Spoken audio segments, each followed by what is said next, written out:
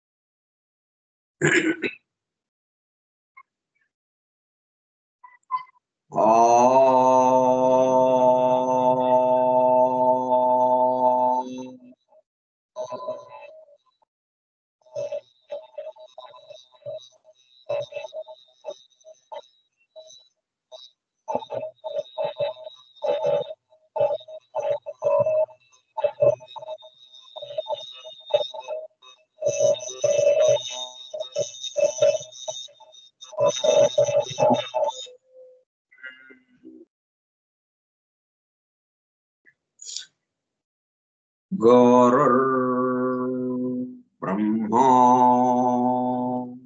गुरुर्विष्णुः गुरुर्देवो महेश्वरः गुरुः साक्षात् परं ब्रह्म तस्मै श्री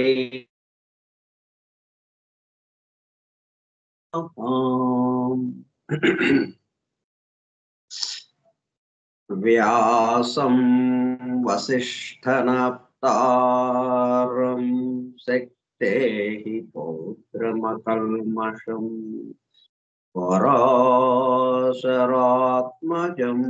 वन्दे सुकतातं तपोनिधिम् शुक्लांबरधरं विष्णुं शशिवर्णं चतुर्भुजं प्रसन्नवदनं ध्यायेत् सर्वविघ्नोपशान्तये अगज आनन पद्मार्कं गजाननमहर्निशम् अनेकदं तं भक्तानाम् एकदन्तमुपास्महे वक्रतुण्डमहाकाय कोटिसूर्यसमप्रभा निर्विघ्नं कुरु मे देव सर्वकार्येषु सर्वदा।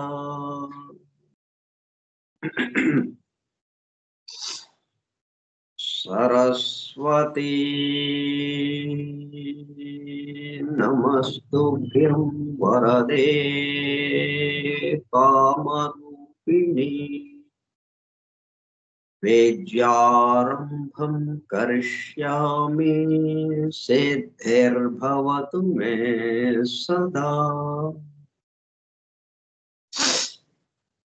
ॐ भूर्भुवः स्वः ॐ तत्सवितुर्वरेण्यं भर्गो देवस्य धीमहि धियो यो नः प्रचोदयात्।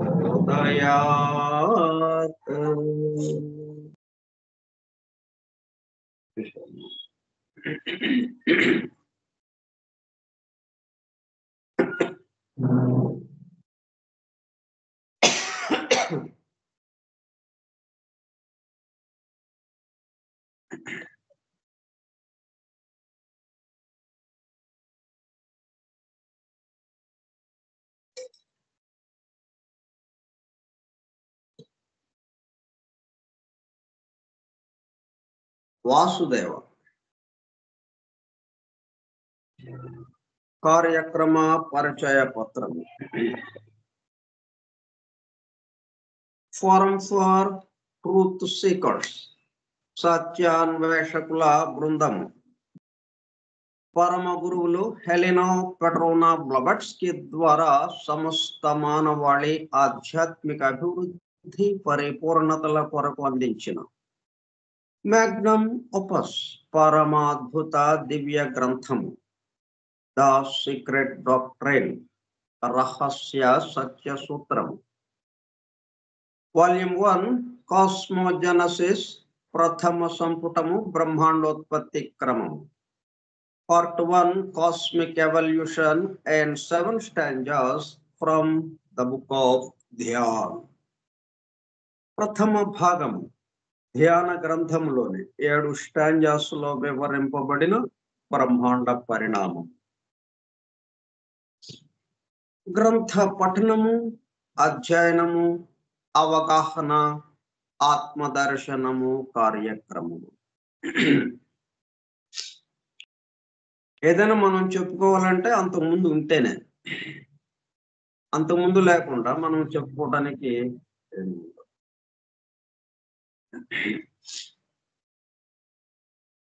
మరి ఎక్కడో ప్రారంభం ఉండాలి కదా.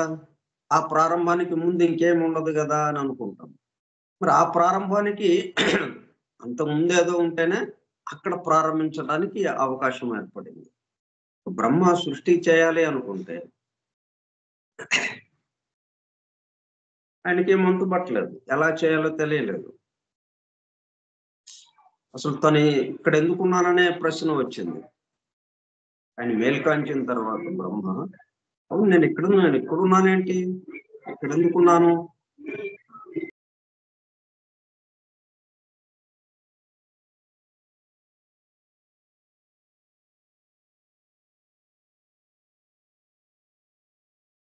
ఇప్పుడు నాభి కమలంలో ఉన్నాడు కదా.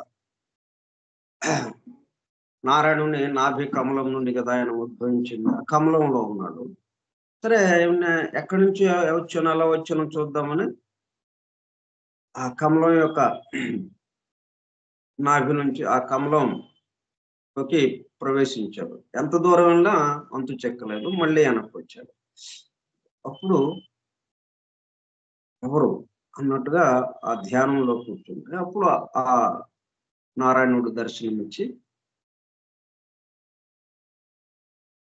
సృష్టి ఎలాగ చేయాలో వివరించాడు. దాన్ని బట్టి ఈయన ప్రారంభించాడు. సృష్టిని ప్రారంభించాడు అంటే అర్థం ఏంటి?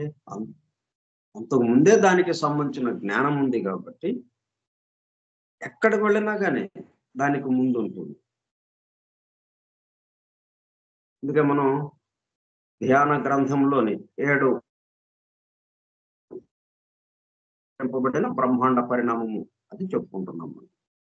ఆ ధ్యాన గ్రంథంలోకి ఎలాగొచ్చింది అంటే వాళ్ళకి అంతకు ముందు ఉన్నదాన్ని దింది, అంతకు ముందు ఉన్నదాన్ని దాన్ని గ్రంథంలోకి తీసుకొచ్చారు.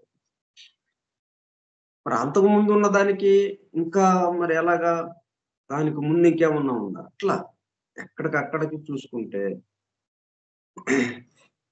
మనకి ఇది తెలుస్తుంది అనేటప్పటికల్లా ఎలా తెలియబడింది? అది అంతకు ముందు ఉన్నది కాబట్టి అదే దైవం. ఇంతకు ముందు ఉన్నవాడే దైవము.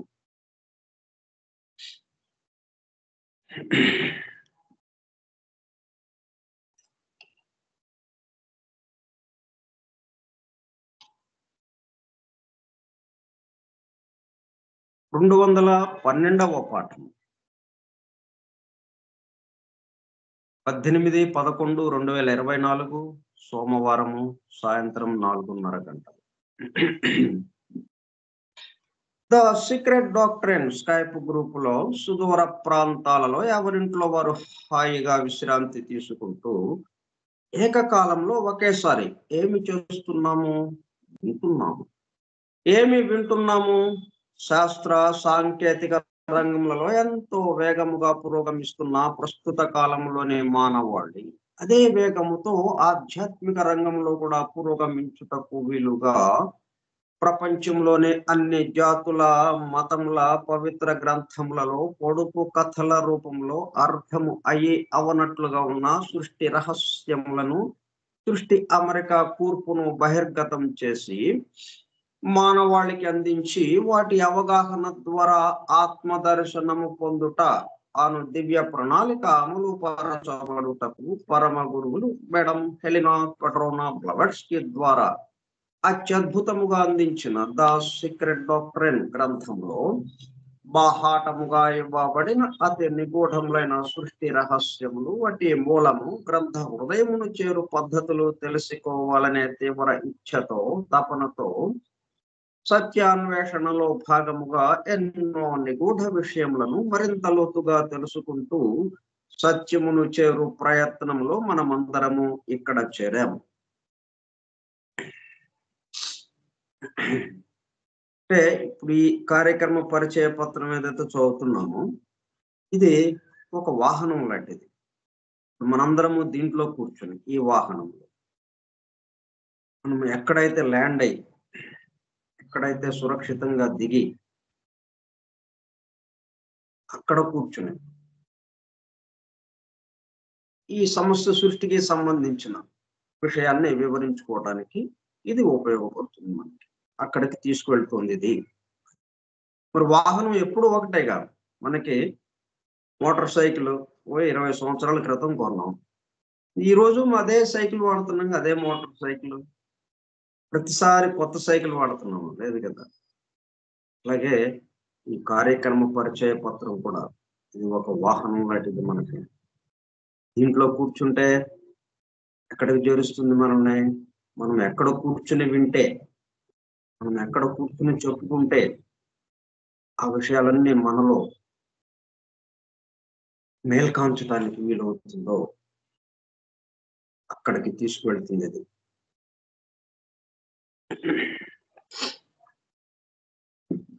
మనం పూజ చేసుకోవడానికి ఏం చేస్తాం? ఇల్లు మొత్తంలో ఎక్కడ పడితే అక్కడ చేయం కదా. ఈశాన్య మూలలో ఒక దేవుడి పటము చిన్న విగ్రహము పెట్టుకుని అక్కడ దీపం వెలిగించటం, అగరబత్తి వెలిగించటం, పూలతో అలంకరించటం, ఇట్లా అక్కడ ఆ పూజ చేసి మనం ఆ స్థలంలో పూజ అనేటప్పుడు కల్లా ఆ ఈశాన్య మూలలో ఉన్న ఆ స్థలంలోకి వెళ్ళి అక్కడ పూజ చేస్తాం. అట్లాగే ఇది అన్నమాట. దానితో పాటు ఆధునిక విజ్ఞానం యొక్క దృష్టి పథము నుండి తప్పిపోయిన తత్వ దర్శన అన్వేషణలు అనగా సత్యాన్వేషణ కొరకు కూడా ఈ గ్రంథము దగ్గరకు వచ్చాము. The true student of the secret doctrine is a జ్ఞానయోగి అని మేడం బ్లవెట్స్కీ తన చివరి రోజులలో అన్న మాటలను నిజం చేయటానికి మనమందరము జ్ఞానయోగిగా అవుటకు కూడా ఇక్కడ చేరాము. గత 2 సంవత్సరముల 8 నెలల కాలం పాటు ద సీక్రెట్ డాక్ట్రిన్ గురించి తెలుసుకోవడానికి ప్రయత్నించిన మనము ప్రస్తుతము ఇక్కడ చేరి ద సీక్రెట్ డాక్ట్రిన్ ను తెలుసుకుంటూ ఆపై సమస్త విశ్వముగా రూపుదాల్చిన ద సీక్రెట్ డాక్ట్రిన్ యందు ప్రవేశించి ద సీక్రెట్ డాక్ట్రిన్ గా స్వస్థితి యందు మేల్కాంచుటకు చేస్తున్న చిరు ప్రయత్నమే ఈ కార్యక్రమం.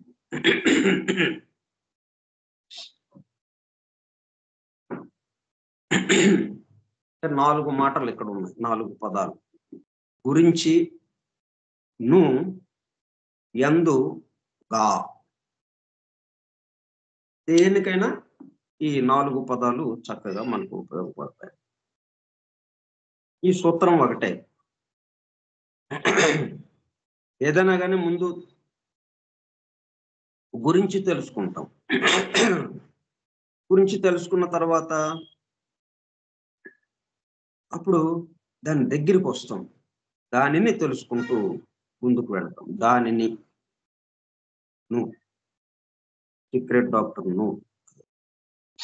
అంతకుముందు గురించి అంటే దూరం, ఎక్కువ దూరంగా ఉంది. దానికి మనం ఏ విషయం అయితే తెలుసుకుందాం అనుకుంటున్నామో దానికి, తెలుసుకునే మనకి దూరం గురించి అనేటప్పుడు కల్లా. నువ్వు అంటే కొంచెం దగ్గరికి చేరావు. దగ్గరికి చేరిన తర్వాత అలా తెలుసుకుంటూ ఉండేటప్పటికి దాని యందు ప్రవేశించడం. అంటే దగ్గర సమీపానికొచ్చాం, లోపలికి ప్రవేశించాం. లోపలికి ప్రవేశించేటప్పటికల్లా ఇంక మనం లేదు. దానిగా అయిపోయాం. ఉన్నది సీక్రెట్ డాక్ట్రిన్ అన్నట్టుగా అయిపోయింది. రహస్య సత్య సూత్రము. సత్య సూత్రము ఉన్నది. సత్యము ఉన్నది. అట్లా మరి దానిగా అట్లా ఏ విషయమైనా కానీ ఇదే సూత్రం. ఒక కష్టం వచ్చింది. కష్టాన్ని కూడా ఈ మాదిరిగా ఈ 4 పద్ధతులతో దాన్ని విశ్లేషణ చేసుకుంటే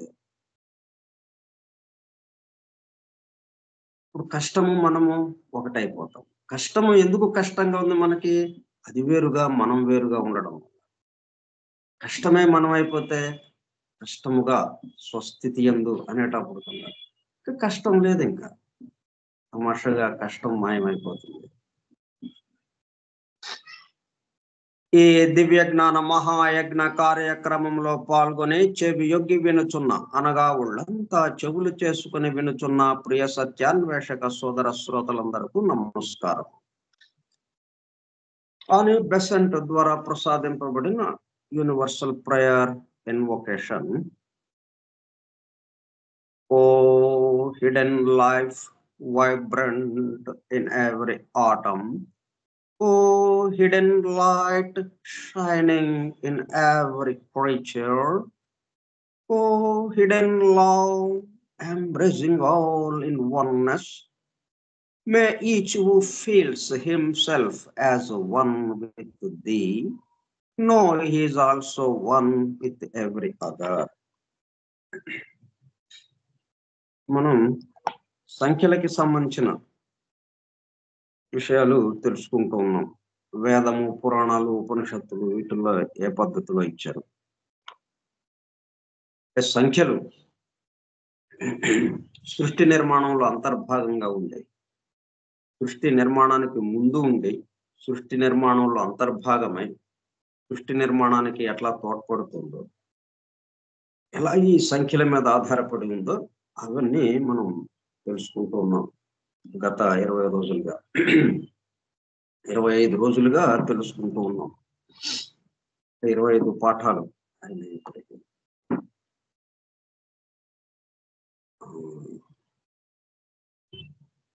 అంటే సంఖ్యలు అంటే అదొక్కటే కాదు. వర్ణము, రూపము, శబ్దము, ఈ 3 దాంట్లో ఇమిడి ఉన్నాయి. మొత్తం 4. ఈ 4ఏనా? ఈ 4ఏ కాదు, ఒక 3 దాంట్లో ఇమిడి ఉన్నాయి. అవి ఇంకా బహిర్గతం కావాల్సి ఉంది. వాటి పేర్లు తర్వాత మనకి అందింపబడతాయి. మొత్తం 7 కీస్. ఆకల్ట్ కీబోర్డ్ ఏదైతే ఉందో ఆ కీబోర్డ్ లో ఎన్ని మీటలు ఉన్నాయి?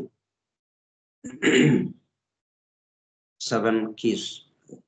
ఆ 7 కీస్ లో 4 గురించి మనకి అందుబాటులోకి వచ్చినాయి. ఆ 4తోనే మనం వీటిని వివరించుకుంటూ ఉన్నాం.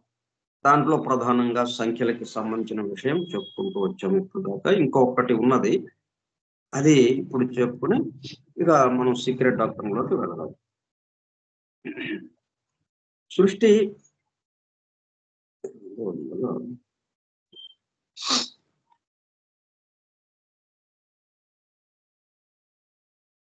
సృష్టి యజ్ఞం, వీటితో ఈ సృష్టి యజ్ఞం ఎలాగా జరపబడుతుంది? యజ్ఞము చేయుటకు యజ్ఞశాల ఉండును. దాని ఆవరణములు 7గా చేయబడినవి. అనగా 7 ఆవరణములలో ఈ యజ్ఞము చేయబడును. అందుకే మనకి ముఖ్యంగా తమిళనాడు లేకపోతే మనం శ్రీకాళహస్తి ఆ దేవాలయాలకు వెళ్ళామనుకోండి, శ్రీరంగము లేకపోతే శ్రీకాళహస్తి అలా 7 ప్రాకారాలతో ఉంటుంది.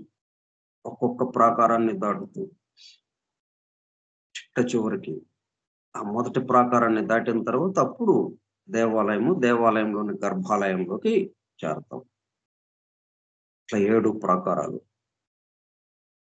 ఇదంతా 7 ఎలాగుందో దానికి సంకేతంగా అన్ని చోట్ల అలాగే యజ్ఞం చేసేటప్పుడు 7 ఆవరణములుగా.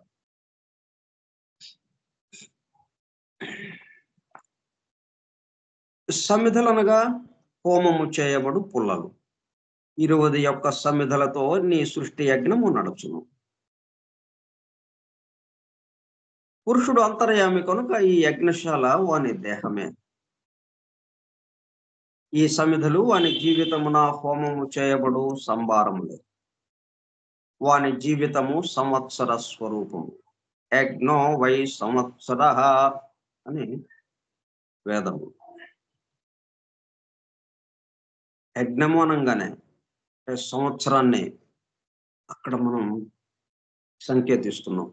ఆ సంవత్సరానికి అనుగుణంగా అక్కడ కార్యక్రమం జరపబడుతుంది. కొద్దిసేపు అయినా, ఒక గంట అయినా, ఒక రోజైనా, ఒక 10 రోజుల పాటైనా అలా సంవత్సరాల తరబడి చేస్తున్నా అదంతా దేన్ని తెలియజేస్తుంది? సంవత్సరం యొక్క వ్యూహాన్ని తెలియజేస్తుంది. ఇదే యజ్ఞో వై సంవత్సర.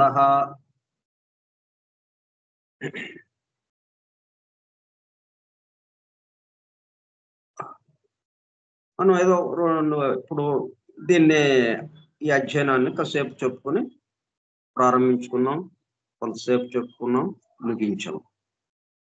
ఇది ఒక యజ్ఞం. యజ్ఞం అనగానే సంవత్సర అంటే సంవత్సర స్వరూపంగా, దానికి నమూనాగా, దానికి అనుగుణముగా ఇక్కడ ఇది చెప్పుకోవడం జరిగింది. దీన్ని కొంచెం విశ్లేషించుకుంటే ఈ సంవత్సరానికి సంబంధించిన విషయం మొత్తం ఈ గంటలో మనం ఏమైతే చెప్పుకున్నామో అవన్నీ వచ్చేస్తాయి. మనం చిన్న పని చేసిన అది సంవత్సర స్వరూపానికి అనుగుణంగా ఇట్లా ఎక్కడికి వెళ్ళినా కానీ సూత్రం అదే. పెద్ద పూలమాల కట్టాం, 100 పూలు ఉన్నాయి ఆ మాలలో. ఏ పువ్వు దగ్గరికి వెళ్ళినా ఆ సూత్రం అదే, లోపలున్న దారం. అట్లాగా ఏ సూత్రం మొత్తాన్ని పట్టి ఉంచింది. 100 పూలని పట్టి ఉంచి ఒక మాలగా అది పిలువబడుతుంది. మండలాత్మకము గనుక అనంతము. తిరుగుతూనే ఉంటుంది మండలముగా, మరలా అనంతము. అందు నిత్యము వ్యయమగుచుండు కాలాదులు సమిధలు. జీవులు కూడా పురుషుని ప్రతిబింబమే కనుక జీవుని శరీరమునకు 7 ఆవరణములు అంటే సప్తధాతువులు. అలాగే 7 శరీరాలు కూడా ఉన్నాయి మనకి. ఈ దేహం లోపల 7 సప్తధాతువులతో ఇది నిర్మితమైంది ఈ దేహము. 21 సమిధలు. 21 ఎలాగొచ్చింది సంఖ్య? 7 అను సంఖ్యలోనున్న తత్వమే పరిధులు. 3 × 7 అను సంఖ్యయే సమిధలు. భౌతిక సృష్టిలో 7, మానసిక సృష్టిలో 7, దివ్య సృష్టిలో 7. Physical, mental and spiritual planes of existence. ఈ సృష్టి ప్రధానంగా 3 స్థితులలో 7 విధములుగా క్రిందకి దిగింది అనేది ఒకటి. అందుకని 7 × 3 ఒక్కొక్క దాంట్లో 3 చొప్పున 7 × 3 21.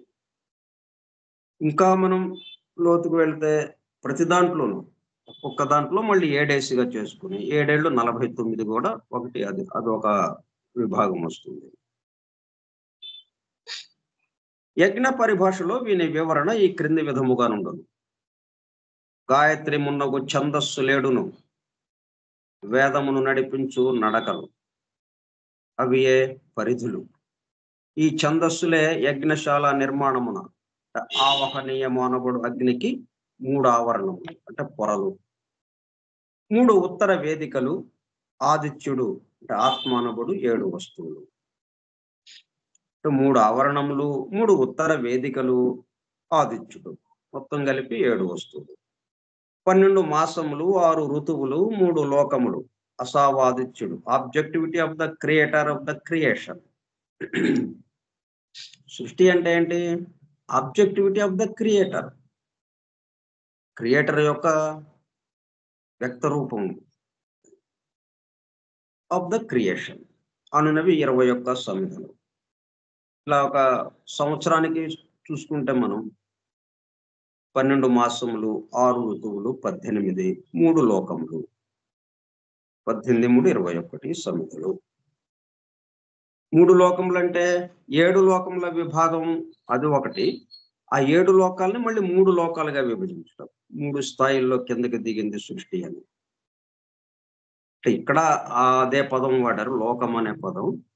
కానీ ఇక్కడ వాడిన పదం ఏంటంటే మొత్తాన్ని కలిపి 7 లోకాలని ఏదైతే మనం చెప్పుకుంటున్నామో ఆ మొత్తాన్ని 3 విభాగాలుగా చేసి 3 స్థాయిలుగా ఉంది కాబట్టి 3 లోకాలుగా ఇది కిందకి దిగింది అన్న విషయంగా ఇక్కడ 3 లోకములు అన్నారు. అక్కడేమో 7 లోకాలుగా, అక్కడ 7 లోకాలుగా దిగింది అన్నది ఇంకొక విభాగంలో. ఎక్కడికైనా కానీ అనేక రకాల విభాగాలు మనకు చెప్పొచ్చు. అలాగే పంచకోశాలు, అన్నమయ, ప్రాణమయ, మనోమయ, విజ్ఞానమయ, ఆనందమయ అదొక విభాగం. కానీ ఎన్ని విభాగాలు చేసినా ఇప్పుడు 1 ఎకరం పొలం ఉంది, దాన్ని 5 ప్లాట్లు 5 విభాగాలుగా చేయొచ్చు, 5 ప్లాట్లుగా, లేకపోతే 7 ప్లాట్లుగా చేయొచ్చు, 20 ప్లాట్లుగా చేయొచ్చు. అట్లా స్థలాన్ని తగ్గించుకుంటా రకరకాల విభాగాలతో పొలం ప్లాటింగ్ చేస్తారు. స్థలాన్ని ఇళ్ల స్థలాల కోసం 5 ప్లాట్లుగాను, 10 ప్లాట్లుగాను ఏదో దాన్ని బట్టి చేస్తుంటారు. కానీ 5 ప్లాట్లు చేసినా ఆ ఎకరమే, 10 ప్లాట్లు చేసినా ఆ ఎకరమే, అది మారదు. అట్లా ఆ విభాగాలని మనం గమనించుకోవాలి. ఒక్కొక్క చోట ఒక్కొక్క రకమైన విభాగం ఉండొచ్చు. అక్కడ ఆ విభాగం ఏంటంటే ఇంకొక విషయంలో, ఇంకొక దృక్కోణంతో, ఇంకొక విషయం మనకి అందజేయటానికి వీలుగా అక్కడ ఆ విభాగం ఇవ్వబడింది, ఇక్కడ ఈ విభాగం ఇవ్వబడింది. అట్లాగా మనం అర్థం చేసుకోవాలి. మొత్తం కలిపి ఒకటి మాత్రం దాంట్లో మార్పు లేదు. దేన్నైతే విభాగాలు చేసుకుంటున్నామో అది ఎప్పుడు శాశ్వతంగా ఒకే రకంగా ఉంటుంది. ఉన్నదాన్ని మనకి వీలుగా బట్టి మనం గ్రహించుకోవడానికి, మనకి తెలుసుకోవడానికి రకరకాల విభాగాలు చేసుకుంటున్నాం. మన ఇష్టం అది. 7 కాకపోతే 70 చేసుకో, ఎవరు కాదన్నారు. 700 చేసుకో, కానీ అది మారదుగా. 700 చేసుకుంటే ఇంకొంచెం లోతుగా, అంటే ఇంకా వివరంగా, అంటే మనం 7 లోకాలది 7 విభాగాలు చేసింది, ఒక్కొక్క విభాగం మళ్ళీ 100 భాగాలు చేసినట్టయింది. ఇప్పుడు ఇంకా సమీపంగా దగ్గరికి వెళ్ళి కొంచెం సూక్ష్మంగా ఉన్న విషయాన్ని మనం గ్రహించడానికి వీలవుతుంది. అట్లా ఇవే భూత సృష్టిలో నీ క్రింది వస్తువులుగా వ్యక్తమగును. పరిధులు అనగా నలుదిక్కులను ఏర్పాటు చేయబడినవి. అవి 5 భూతములు, అహంకారము, బుద్ధి అనునవి. ఇవే 3 రెట్లుగా 3 లోకములలో 21 సమిధులుగా వ్యక్తమగును. 5 భూతములు, 5 తన్మాత్రలు, 5 జ్ఞానేంద్రియములు, 5 కర్మేంద్రియములు, 1 మనస్సు. ఈ మొత్తం కలిపితే మళ్ళీ మనకి 21 వస్తుంది. 21 సమిధులు మనం అక్కడ హుతం చేస్తున్నామంటే, ఆ హోమంలో హుతం చేస్తున్నామంటే ఈ 21 విభాగాలతో మనం అనుసంధానం అవుతున్నామని.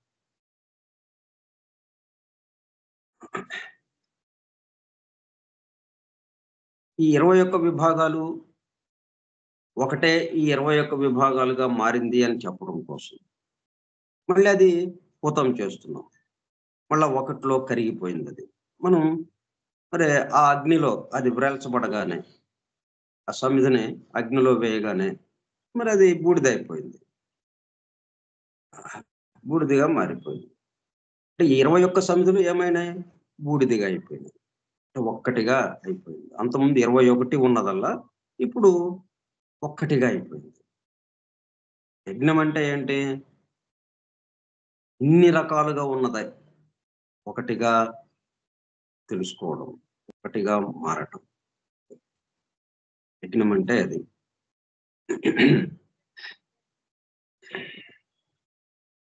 అట్లాగని మరి 21 ఉండవా? 21 ఉంటాయి. ఈ విభాగాలు ఉంటాయి. కానీ ఈ విభాగాలన్నీ ఒకటికి సంబంధించింది అన్న విషయంలో స్థిరపడిపోవటం మనం. ఆ యజ్ఞాలు రకరకాలుగా ఎన్నో యజ్ఞాలు చేస్తూ ఉండగా మనలో ఏమి తెలివిడి కావాలి? ఏమి తెలియాలి మనకి? మనకి ఏ అనుభూతి రావాలి? మొత్తం ఒకటికి సంబంధించింది. ఇలా వ్రతం చేస్తున్నామంటే 21 ఇంకా ఒకటిగా మారిపోయినాయి అక్కడ. ఆ విధమైనటువంటి ఆలోచన మనకి కలగాలి. పృథివీ అంటే మనకి 5 భూతాలు ఏంటి? పృథివీ, ఆపస్ అంటే లిక్విడ్, పృథివీ సాలిడ్, ఆపస్ లిక్విడ్, తేజస్సు ఫైర్, వాయువు గ్యాస్, ఆకాశము ఆబ్జెక్టివిటీ ఆఫ్ స్పేస్ చార్జ్డ్ అనునవి పంచభూతములు. ఇంకా పంచతన్మాత్రలేవి అనగా శబ్దము, స్పర్శము, సౌండ్, స్పర్శము టచ్, రూపము షేప్, రసము టేస్ట్, గంధము స్మెల్. ఇది మనకి వీటి ద్వారా మనం బయట ప్రపంచంతో సంబంధం పెట్టుకోవడానికి. అలాగే జ్ఞానేంద్రియములు అవి 5 ఏంటి? చెవి వినడానికి, చర్మము స్పర్శ తెలుసుకోవడానికి, కన్ను చూడడానికి, నాలుక రుచి చూడడానికి, ముక్కు వాసన చూడడానికి. ఇక కర్మేంద్రియములు వాక్కు అంటే కంఠనాళము, పాదములు, చేతులు, మూత్రద్వారము, ఆసనము. ఇవన్నీ కలిపి మనకి 21 వస్తున్నాయి. ఇవన్నీ దేనికి దానికి వేరువేరుగా ఉన్నట్టు అనిపిస్తుంది మనకి. మొత్తం కలిపి ఒకటికి సంబంధించింది విషయంలోకి. ఒకటిని అనుభూతం అవటానికి ఇన్ని రకాలుగా వచ్చినాయి. ఈ విధంగా మనం ఆ వేదము, పురాణాలు, ఉపనిషత్తులు వీటిల్లో ఈ సంఖ్యలకి సంబంధించి ఏ మాదిరిగా మనకి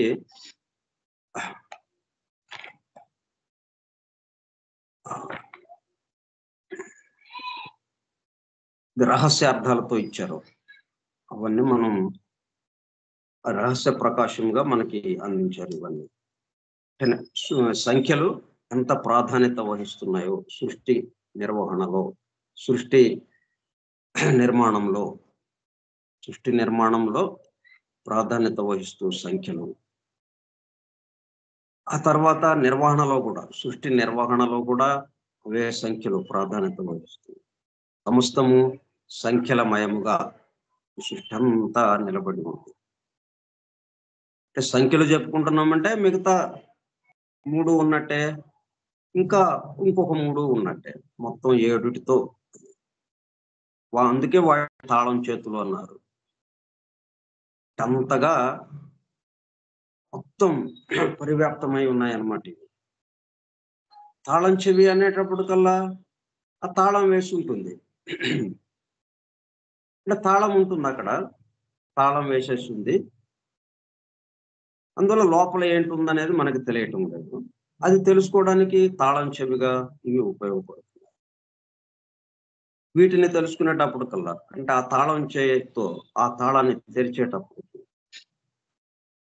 మొత్తం ఆ నిధి అంతా, ఈ సృష్టికి సంబంధించినటువంటి అద్భుతమైన నిధి మనకి దర్శనమిస్తుంది. అందుకని దీన్ని తాళం చేతులు అన్నారు. ఆ విధంగా వీటిని ఇప్పుడు మనం సీక్రెట్ డాక్టర్లకి ఎందుకు చెప్పుకోవాల్సి వచ్చింది ఇదంతా అంటే, సీక్రెట్ డాక్టర్లో మనకి సంఖ్యల గురించిన ప్రస్తావన వచ్చింది ఒక చోట. అది 4వ స్టాంజాకి సంబంధించిన చోట. మనం ఫస్ట్ స్టాంజా చెప్పుకుంటున్నాము. ఫస్ట్ స్టాంజా అంతా ప్రళయ స్థితికి సంబంధించి. ఈ ప్రళయ స్థితిలో ఇంత వివరాలు ఉండవు కాబట్టి అంత లయం అయిపోయి ఉంది, అంతా కలిసిపోయి ఉంది, ఒక ముద్దగా ఉంది అన్నట్టుగా చెప్పుకుంటూ వస్తున్నాము. ఎవ్వరు లేరు అక్కడ, ఇవన్నీ చెప్పుకుంటూ వస్తున్నాం. అయితే ఈ 4వ శ్లోకానికి వచ్చి 4వ స్టాంజాకి వచ్చేటప్పుడు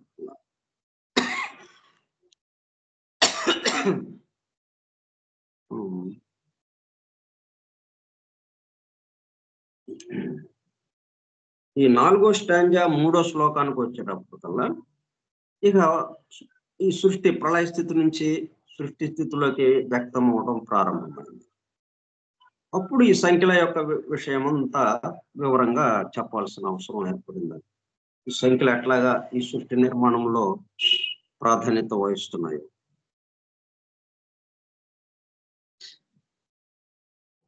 స్టాంజా 4, 4వ స్టాంజా 3వ శ్లోకం. From the effulgency of light, the ray of the ever darkness sprung in space, the reawakened energies, the Dhyan Chauhan's. The one from the egg, the 6 and the 5, then the 3, the 1, the 4, the 1, the 5, the twice 7, the sum total.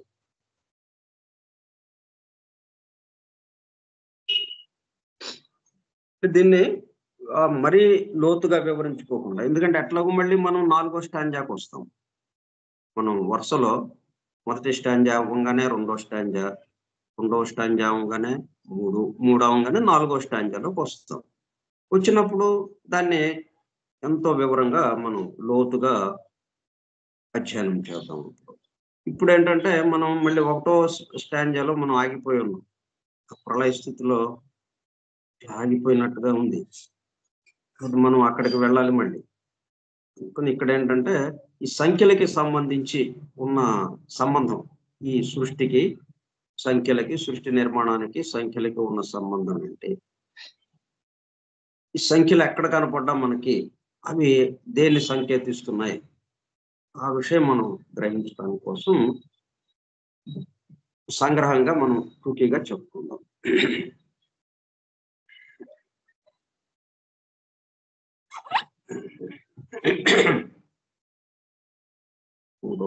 4వ stanza. 4వది ఎప్పుడైనా కానీ భౌతిక స్థాయికి సంబంధించింది.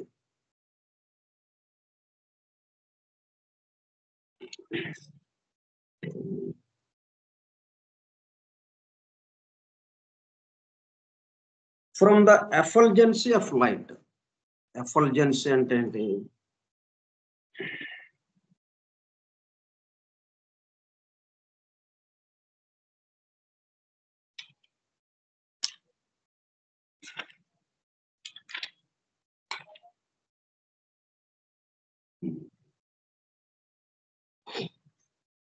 తేజస్సు, కాంతి, ప్రకాశం, ఈ మొత్తం విడివిడిగా ఏవైతే ఉన్నాయో ఇదంతా ఆ కాంతిలో కలిసిపోయి ఉన్నాయి. ఆ కాంతి నుంచి విడిపడాలి ఇవన్నీ. ఆ తేజస్సు నుంచి, ఆ కాంతి నుంచి, ఆ ప్రకాశంలో నుంచి ఇక విడిపడాల్సిన స్థితి అన్నమాట. ఇప్పుడు ఇక దేనికి దానికి అన్నట్టుగా విడివిడిగా. అంతకుముందంతా కలిసి ఉన్నది, ఒక కాంతిగా వెలుగుతూ ఉన్నది, ఒక తేజస్సుగా, ఒక అద్భుతమైన తేజస్సుతో. ఆ వెలుగు తప్పితే ఇంకోటి ఏమి తెలియటం లేదు మనకి. ఇప్పుడు ఆ వెలుగు క్రమక్రమంగా అనేక రకాలుగా మారటం, సృష్టి నిర్మాణంలో మనకి ముందుకు వెళ్ళటం, అది ఎట్లాగా జరుగుతుందో చూద్దాం. Effulgence. From the effulgence of light, ఆ వెలుగు యొక్క ప్రకాశము, దాని నుంచి the ray of the ever darkness. దేనిది ఎక్కడ? ఈ లైట్ ఎక్కడి నుంచి వస్తుంది? ఇంత అద్భుతమైన తేజస్సుతో ప్రకాశించే ఈ కాంతి, ఈ వెలుగు దేని నుంచి వస్తుంది? The ray of the ever darkness, ఎల్లప్పుడూ ఉండే చీకటి. ఎల్లప్పుడూ ఉండే చీకటి నుంచి ఆ వెలుగు తునక, ఆ వెలుగు తరగా బయటికి, సముద్రం నుంచి ఎలాగైతే ఒక అల బయటికి వ్యక్తమైందో, అలా పైకి ఎలాగ లేచిందో సముద్రం నుండి, ఎల్లప్పుడూ ఉండేది సముద్రం.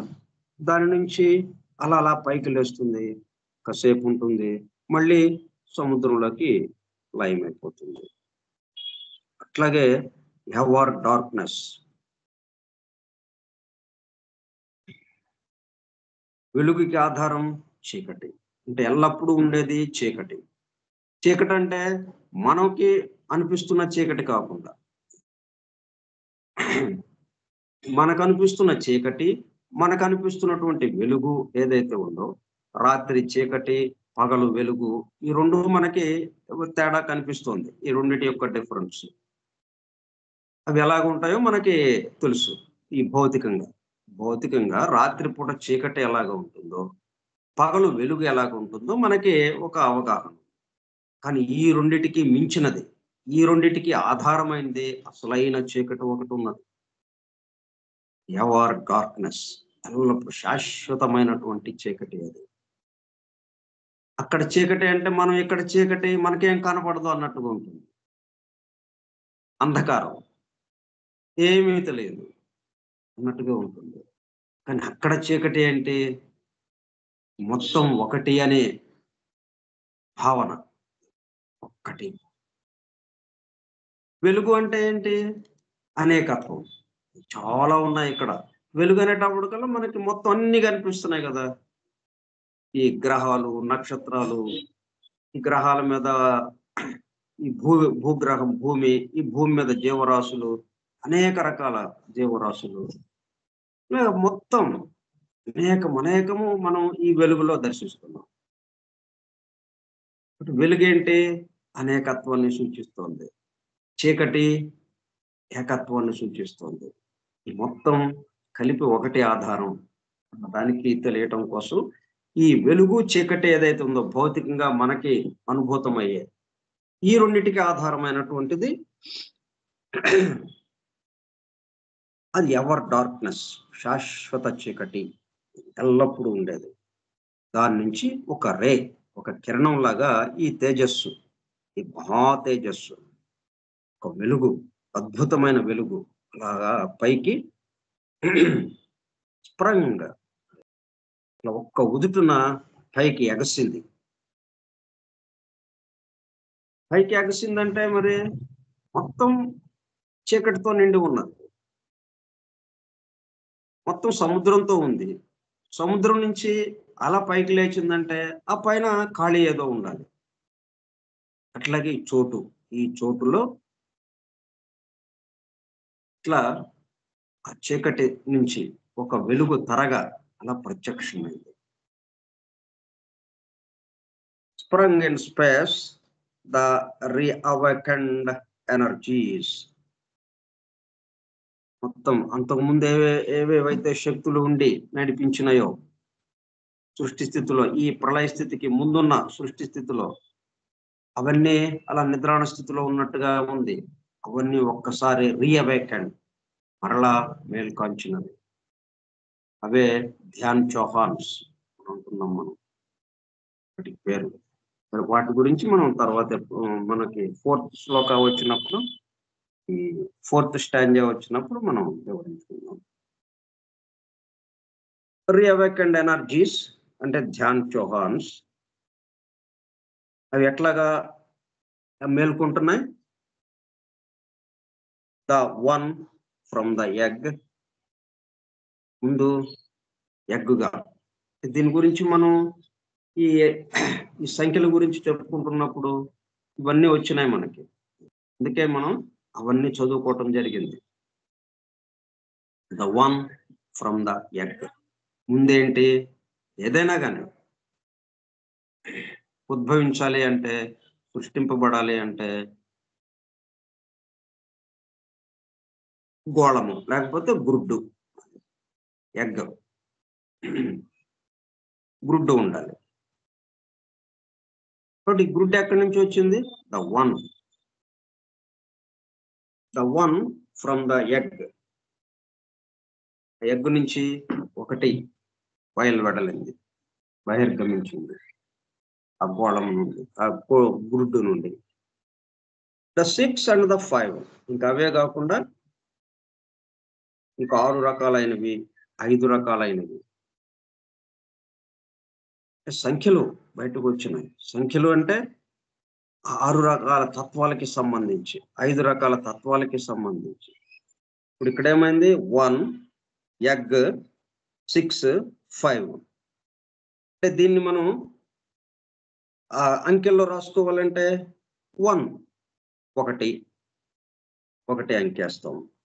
ఎగ్ అంటే గుడ్డు ఎలా ఉంది? 0, అంటే శూన్యం, అంటే పూర్ణము అంటాం దాన్ని, నిండుగా ఉన్నది అన్నట్టుగా.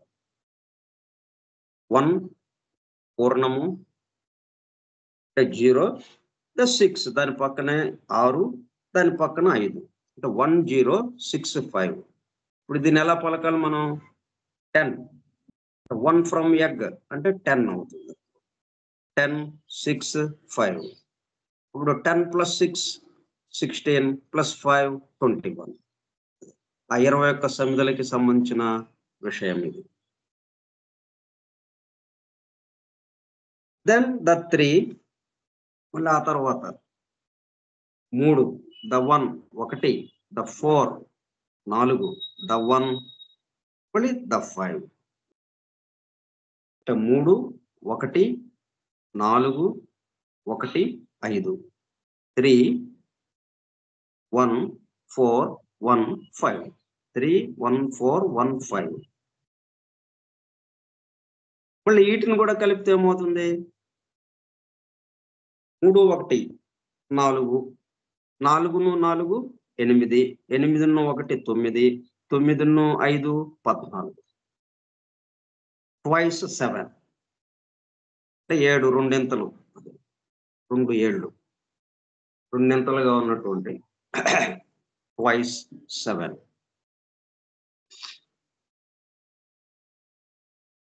The sum total.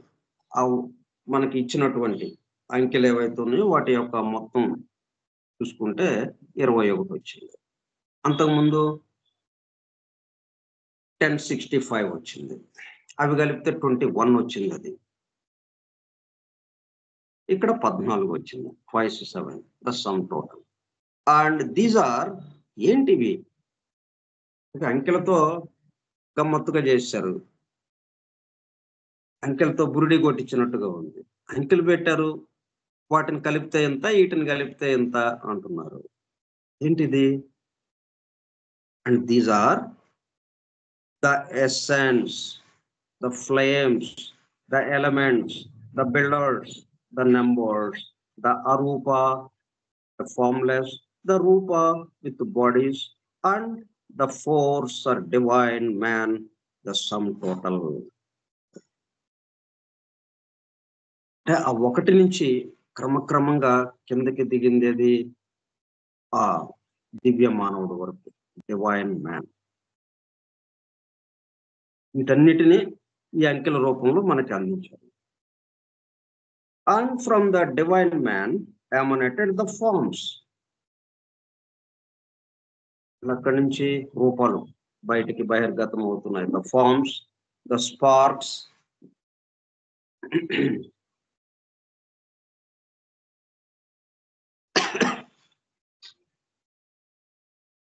అంటే మెరుపులు,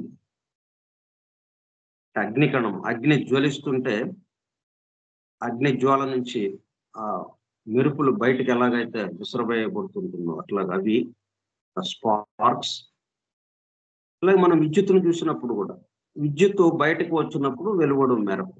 మనం స్విచ్ వేస్తాము, పగలైతే మనకేం తెలియదు, రాత్రిపూట మనం గదిలోకి వస్తాం, చీకటిగా ఉంది. వెంటనే స్విచ్ వేస్తాం. స్విచ్ వేసినప్పుడు ఒక మెరుపులాగా వస్తుంది ఆ స్విచ్‌లో నుంచి.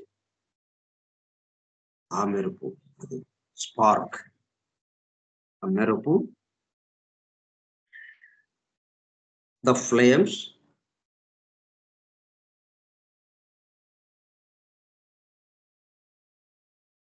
వీటి గురించి చెప్పుకుందాం కొంచెం. ద ఎసెన్స్,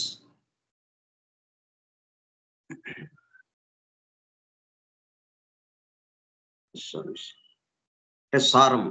ఈ మొత్తానికి సంబంధించి ఇక దాంట్లో నుంచి ఇక బయలువెడటానికి ముందుగా ఉన్నది. ఎసెన్స్, ద ఫ్లేమ్స్,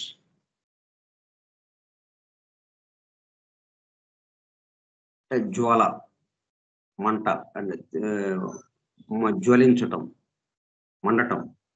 ఫ్లేమ్స్ మంట, మంటలు. ద ఎలిమెంట్స్, దాంట్లో నుంచి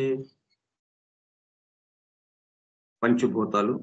ద బిల్డర్స్, మరి సృష్టి నిర్మాణానికి కావాల్సినటువంటి తాపి పని వాళ్ళలాగా సృష్టి నిర్మాణకర్తలు, బిల్డర్స్. మనం ఇల్లు కట్టడానికి ముందు వీళ్ళందరూ ఉంటేనే కదా ఇల్లు మనకి ఆ ఇంటి నిర్మాణానికి కావాల్సిన సిమెంటు, స్టీల్ లాంటివి వస్తువులు, అలాగే కట్టే తాపి పనివారు, అన్ని రకాలుగా సిద్ధంగా ఉంటేనే మనం ఇక ఇంటి నిర్మాణం చక్కగా సాగిపోతూ ఉంటుంది నిరాటంకంగా. అట్లాగే ఈ సృష్టి నిర్మాణానికి ముందు వీళ్ళందరూ ఉన్నారు. సృష్టిని నిర్మించే వాళ్ళు ఎవరెవరైతే ఉన్నారో వాళ్ళందరూ సృష్టికి ముందే ఉన్నారు వాళ్ళు. సృష్టి అంటే వ్యక్తమైనది. ఈ వ్యక్తమైన సృష్టికి అవ్యక్తంగా వాళ్ళుండి అంతా నిర్మాణం చేశారు. తర్వాత ఆ ఇల్లు కట్టిన కూలీలు ఎవరు మనకు కనపడరు. అదే శ్రీశ్రీ పద్యం కూడా రాశాడు.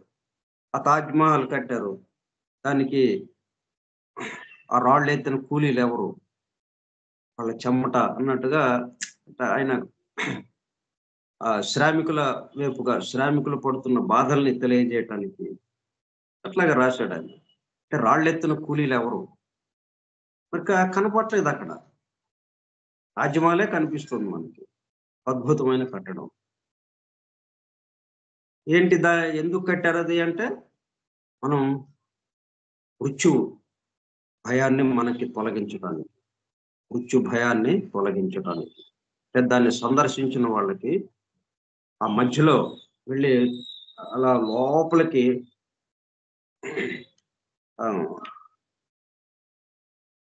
పైనుంచి కింద వరకు లోపలంతా డొల్లలాగా ఉంటుంది. ఖాళీగా. చుట్టూ ఇదంతా నిర్మాణం ఉంటుంది. అలా మనం దిగువకి చూసినప్పుడు అక్కడి నుంచి ఒక భయంకరమైన శబ్దం నిరంతరము బయటకొస్తా ఉంటుంది.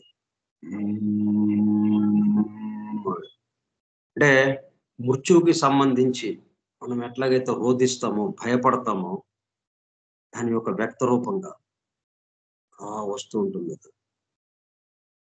ఎందుకది? మనలో ఆ మృత్యు భయాన్ని తొలగించడానికి. ప్రతిదీ ఏదో ఒక ప్రయోజనంతో ఒక విశిష్టమైనటువంటి అందరికీ ఉపయోగపడేటట్టుగా చేయటం జరుగుతుంది. అట్లా మనం తాజ్‌మహల్‌ని దర్శించామంటే మృత్యు భయాన్ని మనం పోగొట్టుకున్నట్టే. ఆ విధంగా మనం మృత్యు భయాన్ని నుంచి తొలగింపజేయటానికి ఆ తాజ్‌మహల్ కట్టడం జరిగింది. అట్లా కట్టిన వాళ్ళెవరు లేరక్కడ. కట్టించిన వాడు లేరు, కట్టిన వాళ్ళు లేరు, ఎవ్వరు లేరు. అట్లా ఈ సృష్టి నిర్మాణానికి సంబంధించిన వాళ్ళందరూ ఇంకెవ్వరు కనపట్లేదు. సృష్టి మాత్రం కనిపిస్తోంది. బిల్డింగ్ కనిపిస్తోంది ఇక్కడ. మన బంధువులెవరో మనం ఇల్లు కట్టించుకున్నాం మనమే. ఇంట్లో హాయిగా ఉంటున్నాం. ఇల్లు కట్టినోళ్ళు ఎవ్వడు లేడిక్కడ. ఆ మాదిరిగా ఉంటుంది. బిల్డర్స్, ద నంబర్స్, ఇవన్నీ సంబంధించి ఇక తాళం చేతుల్లో నంబర్స్ అంటే సంఖ్యలు, ద అరూప ఫార్మ్లెస్, రూపం లేకుండా. రూపం లేకుండా కానీ ఈ భౌతిక రూపం మనకి తెలిసేంత డెన్స్ ఫిజికల్ మ్యాటర్తో ఉన్నట్టుగా లేకపోవచ్చు, కానీ ఏదైనా కానీ ఫామ్ ఉంది అన్నట్టే ఉంటుంది. అందుకే మొట్టమొదటి విభాగమే రూపము జీవముతో ప్రారంభమైంది. రూపం లేకుండా అసలు అక్కడ ఏమీ లేదు. మనం ఏదైనా చెప్పుకోవాలి అంటే అది రూపంతోనే చెప్పుకోవాలి, లేకపోతే మనకి అర్థం అవడానికి అవకాశం లేదు. అందుకే ప్రీ కాస్మిక్ రూట్ సబ్స్టెన్స్.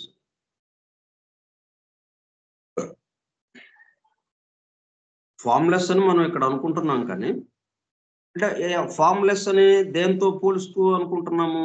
మన ఫార్మ్స్ తో, మన ఆకారాలతో, మన రూపాలతో పోలుస్తూ ఈ విధంగా అక్కడ ఉండదు కాబట్టి ఫార్మ్లెస్ అన్నట్టుగా అనుకుంటున్నాం. దానికి సంబంధించి అది ఏదైతే ఉందో అది ఫామ్ ఉంది, దానికి ఆకారం ఉంది, సూక్ష్మంగా ఉండడం వల్ల మనకి కనపట్లేదు కాబట్టి ఫార్మ్లెస్. ఆ రూప విత్ బాడీస్ అంటే మనకు కనపడే, మన పంచేంద్రియాలకి మనకు అందుబాటులోకి వచ్చే ఈ వ్యక్త సృష్టిలోకి వచ్చేటటువంటి రూపాలు and the force are divine man, the sum total. ఇవన్నీ కలిపితే ఇప్పుడు ఇవన్నీ చెప్పడమే ఎట్లాగా 3, 1, 4, 1, 5 ఇవన్నీ యొక్క టోటల్ మనకి 7, 7, 14గా వచ్చింది అన్నట్టుగా. And from the divine man emanated the forms. ఆ దివ్య మానవుడి దగ్గర నుంచి ఈ రూపాలు, అక్కడి నుంచి స్పార్క్స్, అగ్ని, ఆ జ్వాల నుంచి మెరుపులు, ద సేక్రెడ్ యానిమల్స్, పవిత్రమైనటువంటి జంతువులు, and the messengers of the sacred fathers, the Pitris within the holy four. ఒక పవిత్రమైనటువంటి ఈ 4 లోపల, 4 అనే సంఖ్య యొక్క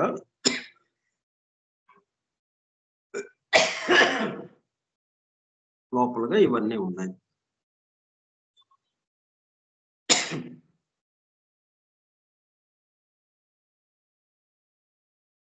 ఇప్పుడు దీనికి ఇదేమో శ్లోకం, అంటే ఈ 3వ శ్లోకం. అది 3వ శ్లోకం యొక్క 2 భాగాలు అన్నమాట. ఈ 2 భాగాలు ఇప్పుడు మనం చెప్పుకున్నాం. దీనికి వివరణ మనం రేపు చెప్పుకున్నాం, commentary. This relates to the sacred science of the numerals. సంఖ్యాశాస్త్రానికి, ఒక పవిత్రమైనటువంటి శాస్త్రం ఏదైతే ఉందో సంఖ్యాశాస్త్రం, దానికి సంబంధించింది. ఇప్పుడు మనం మొత్తం ఈ శ్లోకం యొక్క 2 భాగాలు ఏవైతే మనం చెప్పుకున్నామో ఇప్పుడు ఇదంతా దేనికి సంబంధించింది? సేక్రెడ్ సైన్స్ ఆఫ్ న్యూమరల్స్, సంఖ్యాశాస్త్రానికి సంబంధించింది. పవిత్రమైనటువంటి శాస్త్రం సంఖ్యాశాస్త్రం ఉంది, దానికి సంబంధించినది. అది మామూలు పవిత్రమైనది కాదు, సో సేక్రెడ్. మిగతా విషయాలు మనం రేపు చెప్పుకుందాం. ఏది ఎట్లా చెప్పుకుంటున్నప్పటికీ మొత్తం మళ్ళీ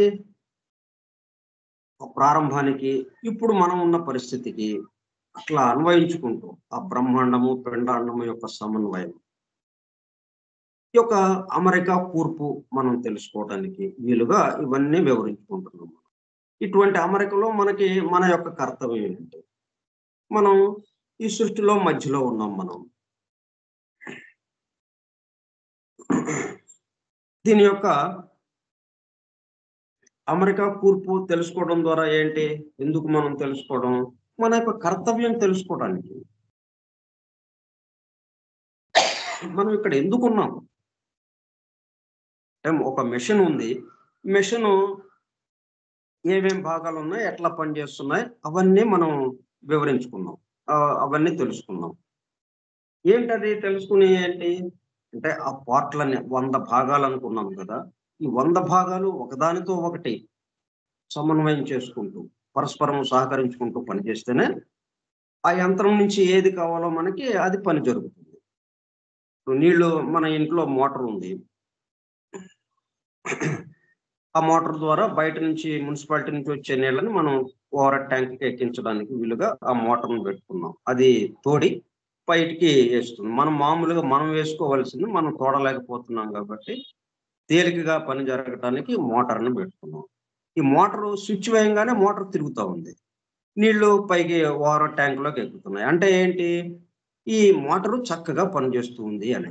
అంటే అర్థం ఏంటి? లోపల ఉన్న 100 భాగాలు ఒకదానికొకటి చక్కగా పనిచేస్తూ ఉన్నాయి. కాబట్టి చక్కగా అది మనకు కావాల్సిన పని జరిగిపోతుంది. దాంట్లో ఒక భాగం పని చేయలేదు. నేను పని చేయను అని మెదలకుండా ఉంది అనుకుందాం. అప్పుడు 99 భాగాలు పనిచేసినా ఈ ఒక భాగం చేయకపోవటన మిషన్ ఆగిపోయింది. ఆ మోటారు ఆగిపోయింది. ఇంకా అప్పుడు మెకానిక్‌ని పిలుస్తాం. ఆ ఎలక్ట్రీషియన్‌ని. అది ఏంటో చూసి వాడు ఆ భాగాన్ని సరిచేయంగానే మళ్ళీ మామూలుగా ఇదవుతుంది. అట్లా మనం ఈ సృష్టి మొత్తంలో ఉన్నటువంటి లక్షల కోట్ల అణువుల్లో మనం ఒక అణువు లాగా ఉన్నాం మనం. కాబట్టి మన వంతు పని మనం చేయాలి. అన్నిటితో సహకరిస్తూ. అట్లా అందరము పని చేస్తుంటేనే ఈ సృష్టి ఒక అడుగు ముందుకు వేయటానికి వీలవుతుంది. ఎవరు నేను చేయను అని అన్నా గాని సృష్టి ఆగిపోవటానికి అవకాశం ఉంది. కాబట్టి ఈ అమెరికా కూర్పు ఇదంతా తెలుసుకోవడానికి ఎందుకు? మన కర్తవ్యం ఏంటి? అంటే మనం పని చేయటం. ఎట్లాగా పని చేయటం? మన చుట్టూ ఉన్న వాళ్ళతో పరస్పరము సహకరిస్తూ, మన చుట్టూ ఉన్న వాళ్ళ ఇప్పుడు ఆ మోటార్‌లో ఉన్న ప్రతి భాగము మిగతా 99 భాగాల కోసమే గదా! అది పనిచేస్తుంది. మిగతా 99 భాగాలతో కలిసి పనిచేస్తుంది. అట్లా మనం ఈ సృష్టి కోసం, సృష్టించిన వాడి కోసం పని చేయటానికి మనం ఇక్కడున్నాం అన్న విషయం అర్థం చేసుకొని, ఆ ప్రకారం ముందుకు వెళ్ళడానికి. ఈ మిగతా దైవానుభూతి, ఆత్మ దర్శనం ఇవన్నీ తర్వాత విషయాలిక. ఇవి లేకుండా మనం మన కర్తవ్యాన్ని ఇక్కడ నిర్వహించడం అనేది లేకుండా, ఈ కర్తవ్యాన్ని వదిలేసేసి, ఈ కుటుంబాన్ని వదిలేసేసి, మనం ఒక్కళ్ళము ఉట్టిగట్టి ఊరేగటం అనేది మరి అది సృష్టికి అవసరమైన విషయం కాదది. సృష్టికి అవసరం ఏంటి? మన ద్వారా పని చేయించుకోవటం అది. సో, మిగతా విషయాలు మనం రేపు చెప్పుకుందాం. స్వస్తి ప్రజాభ్యః పరిపాలయంతాం న్యాయేణ మార్గేణ మహీం మహీషాః గోబ్రాహ్మణేభ్యః శుభమస్తు నిత్యం. లోకాః సమస్తాః సుఖినో భవంతు. లోకాః సమస్తాః సుఖినో భవంతు. లోకాః సమస్తాః సుఖినో భవంతు. ఓం శాంతి శాంతి శాంతిః. వాసుదేవ